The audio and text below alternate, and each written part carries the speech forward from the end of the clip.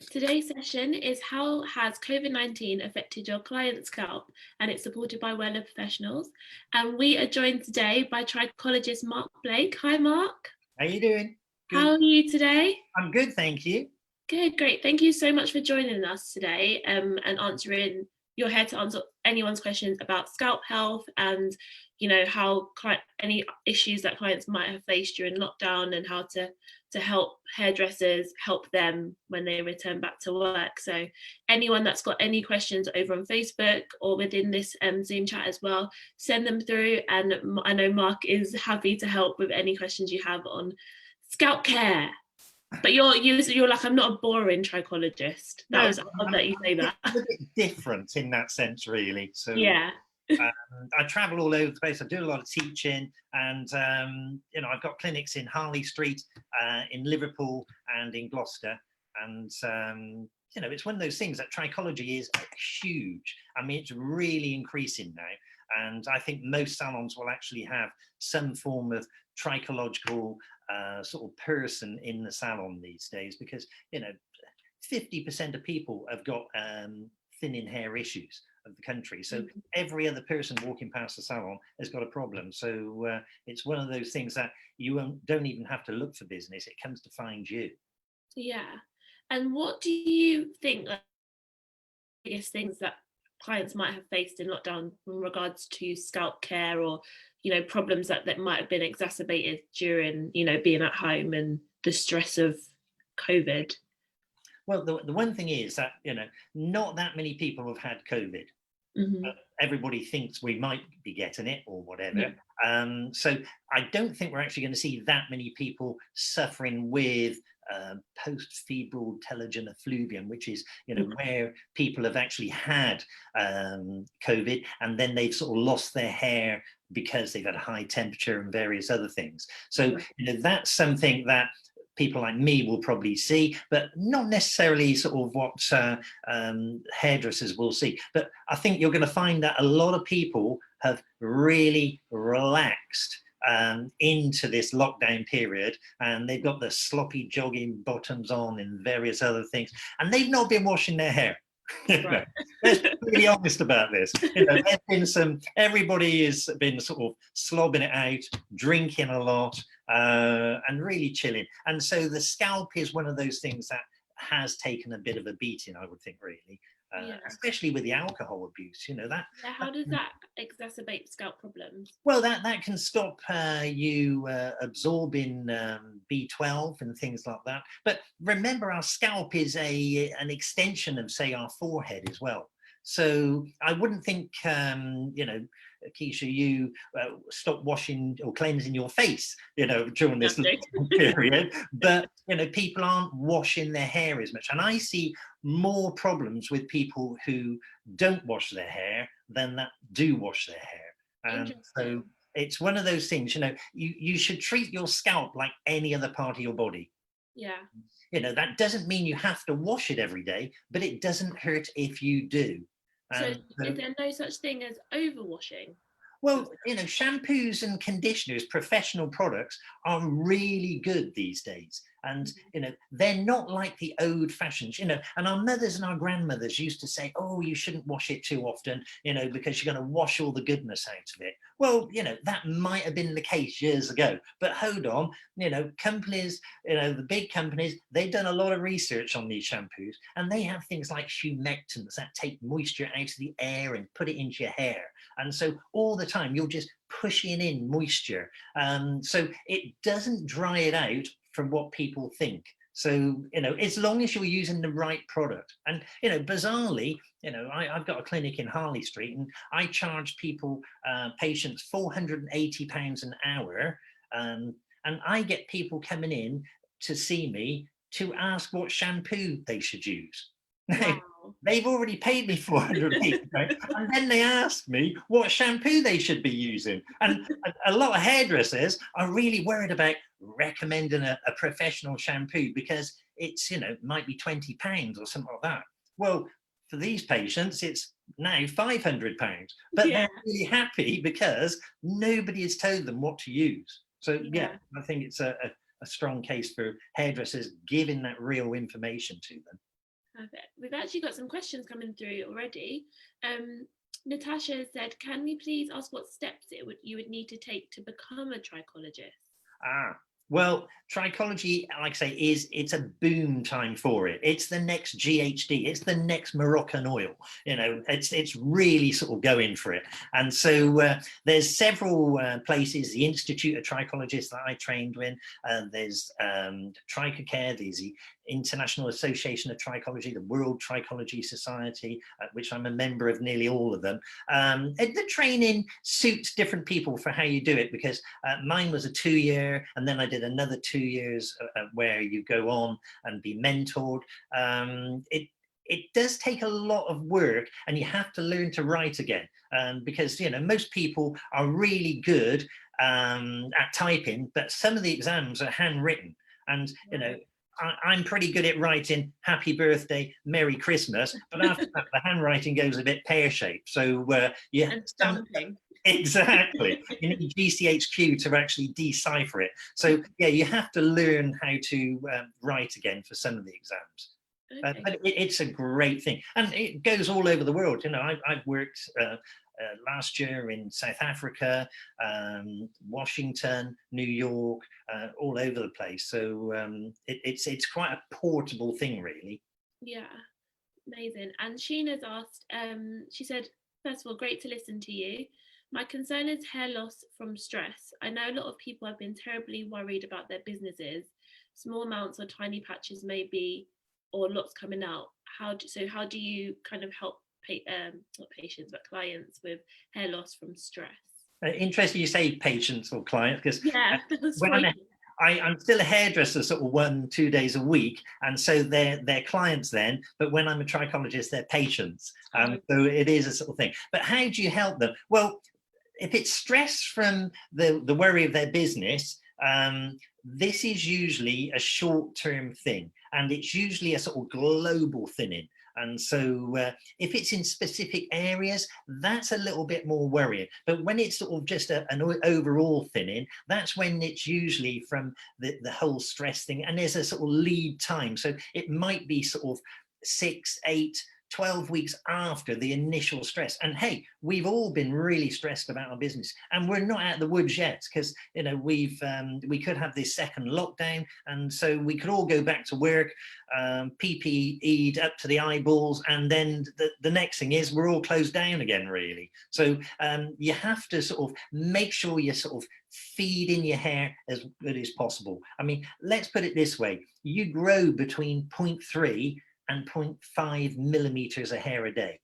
That doesn't sound a lot, but you've got between 100 and 150,000 hairs on your head.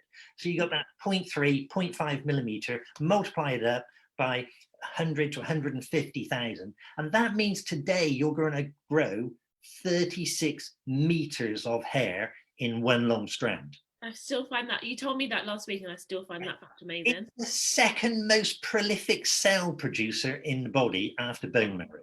So you can only grow that hair out of what you eat or retain. So eating, is a really big thing, that you need to eat the right things. And, hair is made up of predominantly protein. So it doesn't take a genius to work out what you need to eat to actually grow 36 meters of nearly protein. Right. So yeah, feeding it is a really good thing, and loads of water as well.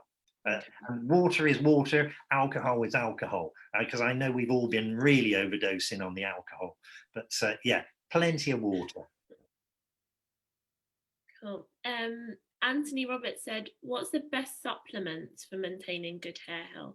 Well, supplements are one of those things where you only need them if you need them. You shouldn't overtake things if you don't need them. Having a healthy, balanced diet, you should get it all in. I do a supplement. Everybody does a supplement. In fact, here's an interesting thing. That's most supplements, hair supplements, have biotin in. And yes, biotin is really essential for hair. However, very few people need biotin.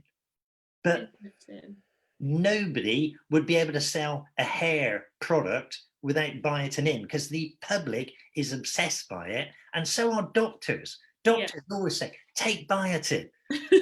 Very rare is anyone, deficient in it. So supplements are great, but they're there as a first aid sort of thing, really, that you just take them if you've got an awful diet. If you've got an awful diet and you can't eat properly, then yeah, I'd advise a supplement in the right case. But you're not ever looking for supplements that have 10,000% of your recommended daily need, because nobody needs 10,000% of anything. But it's the nature of us. We all go around things like Holland and Barrett, and we're looking which is the strongest supplement, because we're going to go in big with it. But no, that's not the way. You want to sort of just gently feed it into you, really.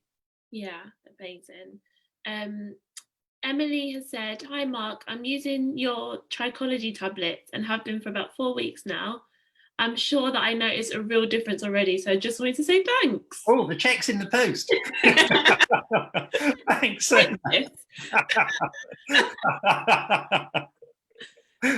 Amazing too. And also Nikki has said in our Zoom webinar within this, no alcohol, plenty of water, B vitamins, lots of fruit and veg, and multivitamins. And then she's put this emoji, just to reiterate what you're saying. Like I wouldn't say no alcohol, because hey, I'm not on a religious crusade, and you can have alcohol if you want. It's a long old life if you exclude everything. What's the point of living to 100 and never having a drink or anything else that you shouldn't do? I'd rather live to sort of mid-90s and enjoy it. Have a glass of red wine. Better to burn out than fade away. Fair enough. We've got a question here from Shannon. Any advice for constant shedding and thinning for over 40s women? Well, constant shedding, there is an issue. Then it needs somebody like me to look at it. I mean, I specialize in reading blood tests, and that's something you need to see a trichologist, dermatologist, or your doctor. Doctors are under real pressure at the moment, and the problem is that when you try and get a blood test off them, it's very hard. They're being pushed by the government to reduce their costs, and so they don't want to do it. Blood tests are a great way of seeing exactly what's going in your body, and I tend to look at hair microscopically as well, so I'm always delving around, and I love looking at sort of hair and sort of rooting around and seeing if there's any problems with their follicular orifices. Better than a clean follicular orifice. And that's nothing better than that phrase altogether. What are your opinions on, I saw a question up here, but I've lost it now, on sulfates in shampoos? How does sulfates affect your scalp?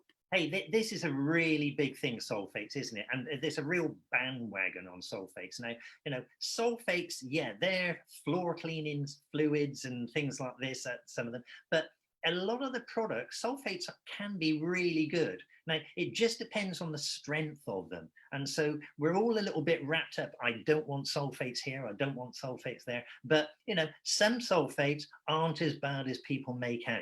So we've got to be a little bit careful. And that's why professional products are really good, because the quality that they're using, it's a lot better. We're not looking for harsh things, but sulfates are really good at cleaning. And, I do courses all around the country, and the one thing I teach people to do is sniffing people's hair. So in the class, we go around and sniff everybody's hair, because I want you to smell the bacteria in there. Oh my God. Anybody who's ever been on one of my classes knows you wash your hair before you come into one of my classes, because we're going to sniff you out. And bacteria is a breeding ground, and you don't want that, really. So yeah, make sure you've got to make sure the right products. It comes key, and hairdressers know what the right products are. The only problem is, sometimes I find that I'm always teaching. I want hairdressers to talk about hair, not holidays. And some hairdressers, and I know it's a sweeping statement, do get into that thing where they talk about everything but hair. And I'm an amazing retailer because I just keep it about hair, and it's amazing. My staff say to me, "Oh, that's really easy for you because they bought 4 or 5 products off you." I said, "Yeah, but all I've done is talk to them about hair." And, that's it. People love talking about their hair, and Yeah. it's amazing that what information you can give them. Yeah, it's true. Lorraine has said, I recently started having what I call pain in my hair follicles. They hurt when I move my hair. Oh, sorry, it's gone. They hurt when I move my hair about, as if if my hair's tied up, it can hurt. Yeah, some people do get these things. What I would say first of all is we'd want to check the scalp here, but salicylic acid is great at sort of cleansing. It's antibacterial, and it'll sort of calm the scalp a little bit. Really, I'd certainly be trying that, and not just because this is sponsored by Wella, but one of the best products on the market, I've got one here, is dermabrasion by Nioxin. This, every hairdresser that uses it is just fantastic, and this is one of the best things to calm your scalp down a little bit, really. Right. And I'd recommend it for anyone. It's an exfoliant for the scalp, and you just want to, like I say, you want to keep those follicular orifices all cleaned out, really. Lovely.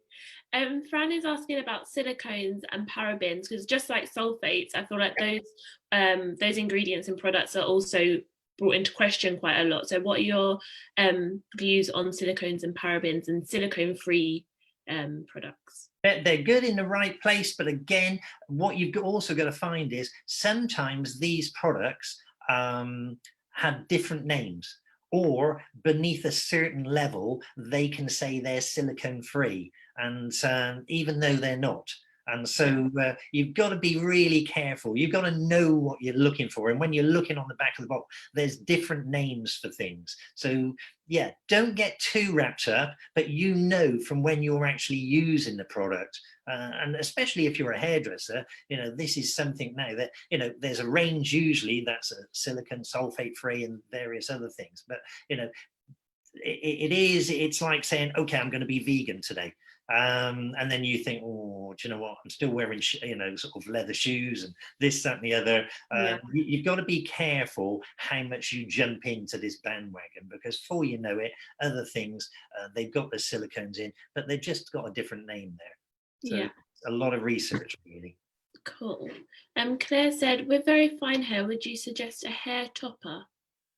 Toppers are great. They really are. I recently was involved with a patient who had a hair transplant because she was wearing a topper, and it looked like some sort of bird's nest hat on top of her head. It was just awful. And now she's had a hair transplant. It's fantastic. But when she looks back at the picture, she said, "How could anyone, let me wear this? It wasn't even the same color." But if you get a good color match, and remember, if it's a topper that's made out of real hair, it's going to fade.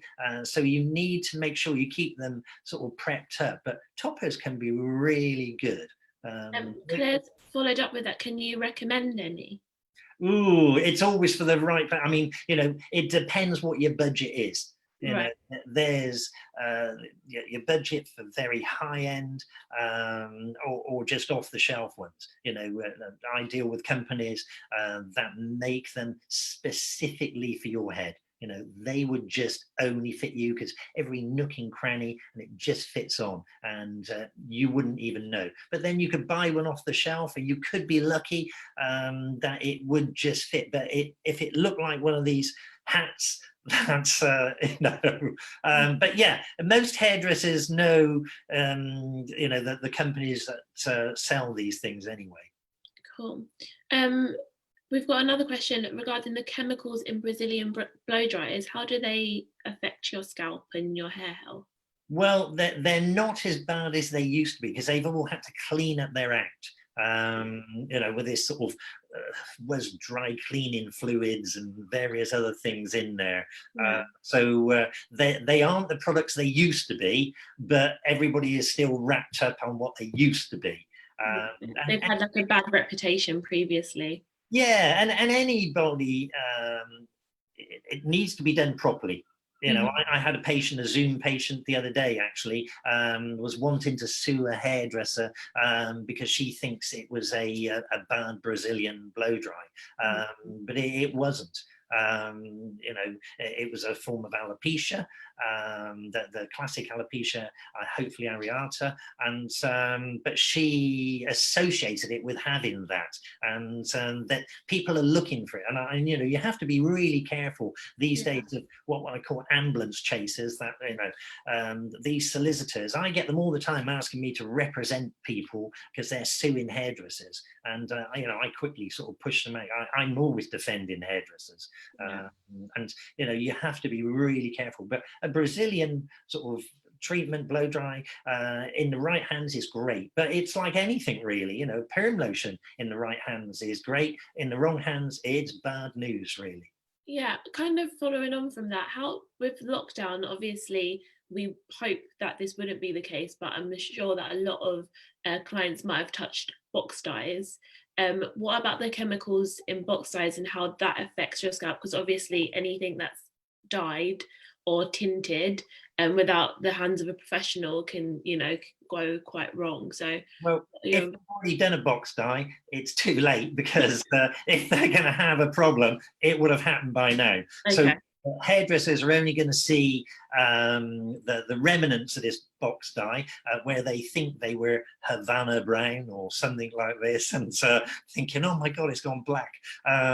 So yeah, hopefully, you know, they've sort of come out the other end for that. Box dyes, you know, again, they've had to clean up their act as well there. But I mean, the one thing is that, you know, that we're obsessed with skin testing, and I think that's what, you know, people won't have done the skin test on there. They will have got away with it, hopefully. I haven't had too many calls with people saying that they've, you know, had allergic reaction. You know, blindness is something that can happen, you know, with allergic reactions. So you have to be really sort of careful with it. But yeah, I think hairdressers are going to find problems with box dyes, but that's and like when you're rectifying any mishaps that have happened at home post lockdown, so say someone's, you know, box tinted their hair jet black, lifting that color, will that then have an effect on the scalp if you're going quite close to the scalp?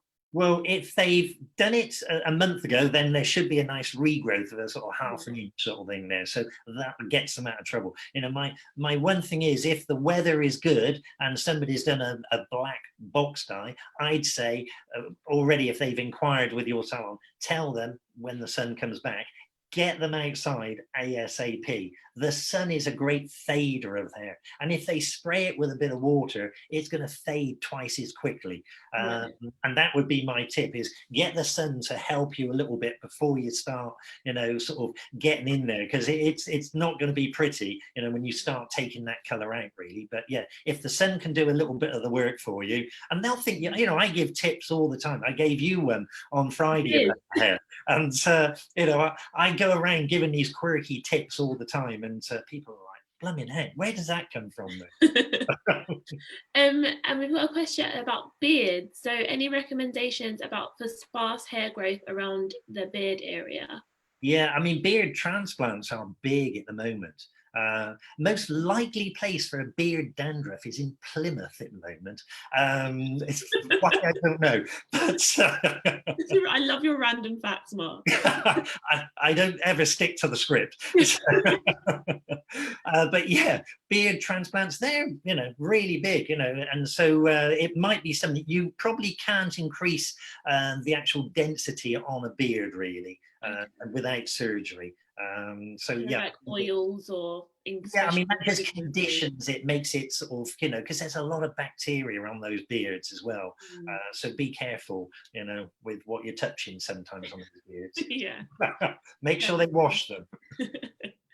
Um, Actually, I know what I meant to say was vitamin D is like, you know, this is the ticking time bomb at the moment. okay. So a top tip at the moment is for vitamin D, you know, yes, you should take it or get outside in the sunshine a bit, but shiitake mushrooms, put them outside for 2 days, gills up, and they will go from, I think what was it, 100 international units per gram to 100,000 international units of vitamin D. You will just increase them. So, anyone, if they're vegan or whatever, and you're struggling with your vitamin D, get those shiitake mushrooms, because you get no vitamin D from probably October till April. And if you live in Scotland, it's probably even worse. So, in fact, you only get it on June the 23rd, I think, in Scotland. So, yeah, just little things like that, really, you want to make sure, because you can only get vitamin D, really, at a sunlight, diet, and supplements. Sorry, you were going to say something and I interrupted. No, that's a great tip, especially if you can incorporate it into what you're eating and not take, like supplements, like you said. And Claire said, fantastic tip. I agree, Claire. Someone's asked, any advice on psoriasis and scalp care? It's itchy and my hair is thinning. Yeah, psoriasis is, sunshine is the best. Move to LA is my top tip. Reduce alcohol, but I had a patient where she had really bad psoriasis, and she was drinking like 80 units of gin a week, and so she was never going to give up. Her doctor had said she had to give up. So what I did was we went through and did some sort of tests, and we've now got her on 80 units of vodka a week. Her scalp is a bit better, and she thinks her doctor's rubbish and I'm great. But alcohol is an exacerbator of it, and certain foods, you need to keep a food diary, really, and just find out certain foods will flare it up. But top tip, wash it frequently, and get outside in the sunshine as much as possible, really. Drink lots of water. Perfect. We're going to take a few more questions, and then can't believe that the session's almost over. It's gone so quickly. So Suzanne said, is there any truth to celery and carrot juice for the hair? And hey, they're okay. Celery is one of those things that have got negative calories. I mean, girls are always obsessed about sort of fatty eating, and so they're always sort of piling in the celery there. They help. The best thing you can do is just eat, as eggs to me are one of the best things, because it's the perfect hair food. I mean, it's got the protein. Yeah, it's protein, but it's got virtually everything your hair needs in it. And I always say on my courses, always tell people about eggs, and eggs are really trendy at the moment. So the last year they were really bad for you. This year they're really good for you. So you might as well eat them while they're good for you, because next year they're going to be bad for you. They're going to be out of fashion. Exactly. Yeah. Stop it. Just eat eggs. Perfect. We'll end it there. No, I'm joking. Rob has said, what's your opinion on lightening shampoos and lightening leave-in sprays being used on already chemically treated hair? Well, lightening sprays, yeah, because it's the best thing for me is, if you're in this time of year, is just get a water spray and spray water. Hair lightens up twice as quickly with water when it's wet to when it's dry. So if you're on holiday and you want to personalize, get a bit of a skin-kissed sort of look around the front, just keep pushing a little bit of water on either water spray, or if you're by the pool, just put a little bit around the front. You can just lighten up the front really nicely just from a bit of water. You don't need all those sprays. Just the water, the droplets act as like little magnifying glasses and just tend to sort of, lift it a bit quicker. Interesting. Fran has said, does low vitamin D and taking, I'm going to absolutely butcher this now, cholecalciferol cause hair loss? Well, the low vitamin D is one of those things where it can, there's over 50 different reasons for losing your hair, and very rare is it just one thing. And I think that's the problem. A lot of people think, oh, I've got low vitamin D. I'll cure the vitamin D. Oh, my hair hasn't got any better. So we do a differential diagnosis where we look at what it isn't. And once we know what it isn't, we know what it is. So we just keep ruling out everything it isn't. So I wouldn't get too wrapped up with just taking vitamin D. You need your B12s, you need your sort of, your irons, your protein and things like that. You need it all. It's not just a one-trick pony sort of thing. So it's got to be everything that helps, really. Perfect. And Kim has said, I've had a lot of sudden hair loss I've had 4 blood tests, and the only thing that was low was vitamin D, and the 3 doctors I've seen have all put it down to sudden illness I've had 3 months before. So I'm Yeah. thinking, asking like, what would you say? Do you think it's more likely? Yeah, that's quite often. There's sort of like a lead time with it. So when I see people and they've got hair loss, it usually isn't because of what's happened today. It's what's happened sort of maybe 3 months before. But again, really top tip, when you have a blood test, always ask your doctor for a copy of your blood tests because it makes them read them. And, you know, you want your doctor. I've had patients before now where I always say this, ask for a copy of them. They phone up, speak to it sounds awful, the receptionist, who isn't very nice sometimes. I think they're a lot more important than they sometimes are. And they say, you're fine. And they say, well, I want a copy of them. So then they ask the doctor, and the doctor, they have to ask the doctor before the blood tests are released. And then the doctor says, oh, actually, we need you to come in for some B12 injections. Well, hold on, you were fine just now you're not. And so always ask for a copy. It really focuses, you know, that why you want them. And for me, they're perfect. And a lot of the times, doctors, they work on a different level. You know, it sounds awful, but their main focus is that you're not going to die. Okay, that's really good. My main focus is that you're going to have great hair. And I always say, for the hair you deserve. And so, you know, I'm not worried about you dying because that's his job. But he's not worried about you having great hair because it's my job. And, you know, everyone's their own, really. So be careful, even if your doctor says your blood tests are fine. It might be that you're not going to die, but you might never have great hair. So sometimes we need to inflate certain things, especially for hair. Cool. And Emma said, I have a client who has anorexia and she's lost a lot of hair. I understand obviously it's a lack of natural protein. Oh, sorry, you just broke up there. Sorry, so I said, Emma's got a client that has anorexia, and it's obviously due to a lack of natural protein, but what can she as her hairdresser advise her? Yeah, it's a difficult one, that, because obviously with anorexia, you know, she really does need supplements to be constantly, because, you know, she's going to still grow 36 meters of this hair a day, but it's not going to be the best quality.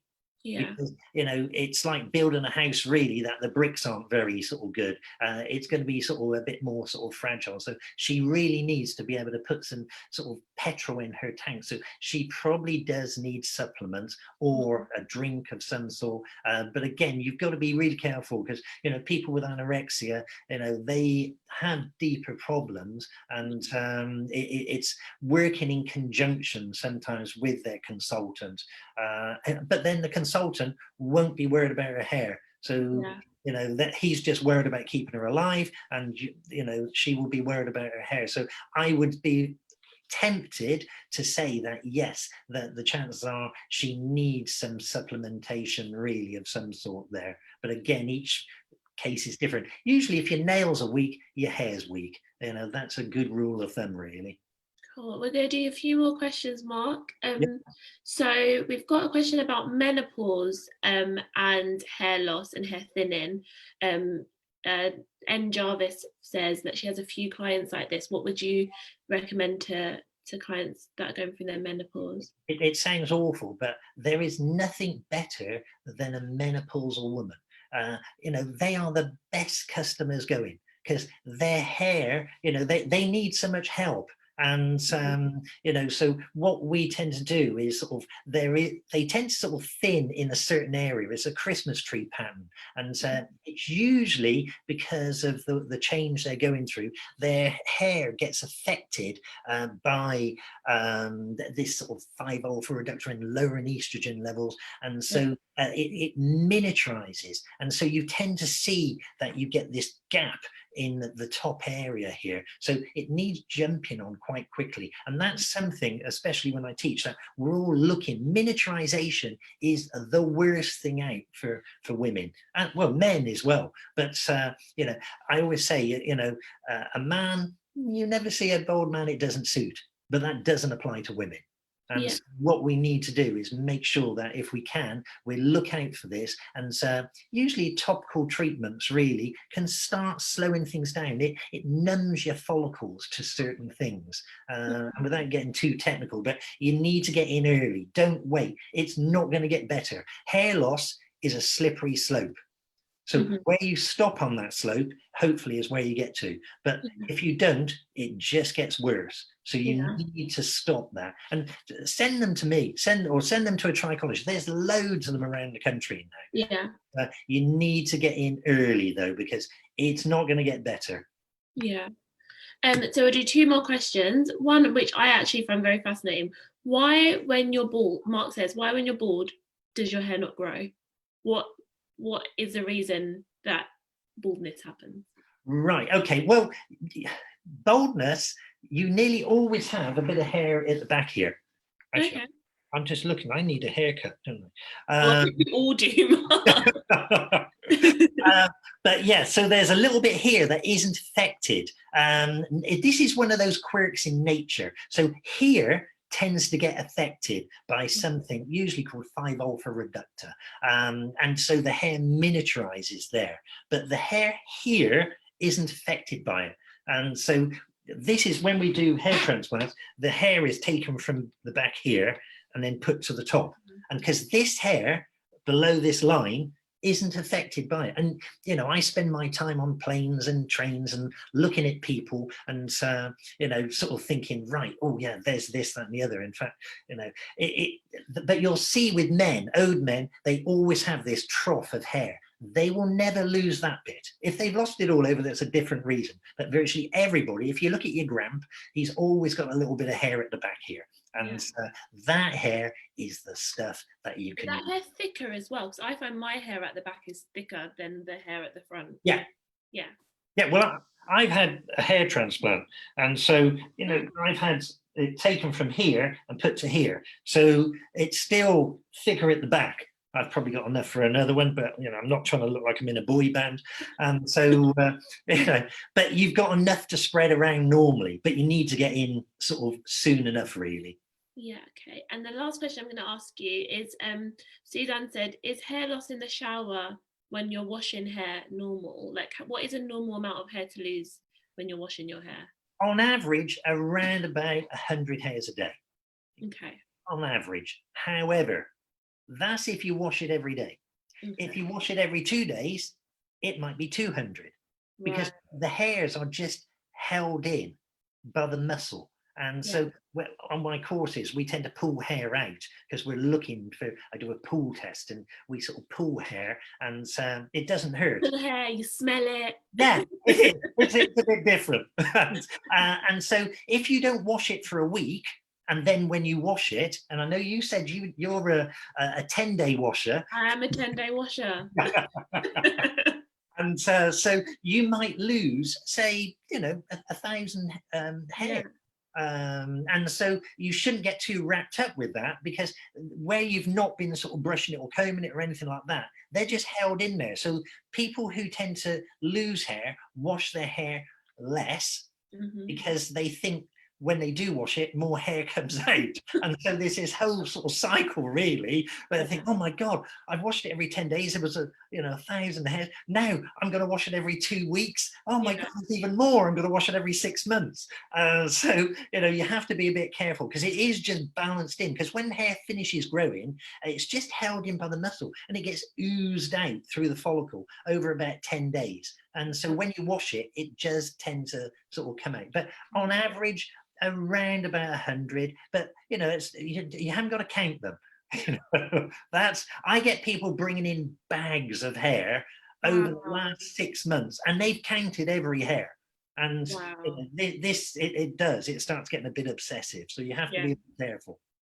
Cool, Mark, I think that's all we have time for today, but lots of people have asked for your details so that they can follow up with you and find out more from you. So can you share where people can find you online?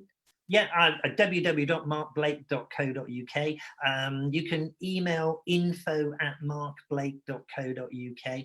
And like I say, I look after celebrities. I look after most of the UK's top hairdressers tend to send people to me, because like I say, if you haven't got any hair, you don't need a hairdresser. So it's in your interest to send people to not necessarily me or other trichologists, because we need to save that hair, because hey, we want to be in business. Yeah, perfect. Well, Mark, thank you so much for joining us today, and thank you to Wella Professionals for supporting this session. The info for Wella's education platform is in the comments below, and we'll look forward to hearing from you soon, Mark. Thank you so much again. Okay, bye-bye. Take care, bye.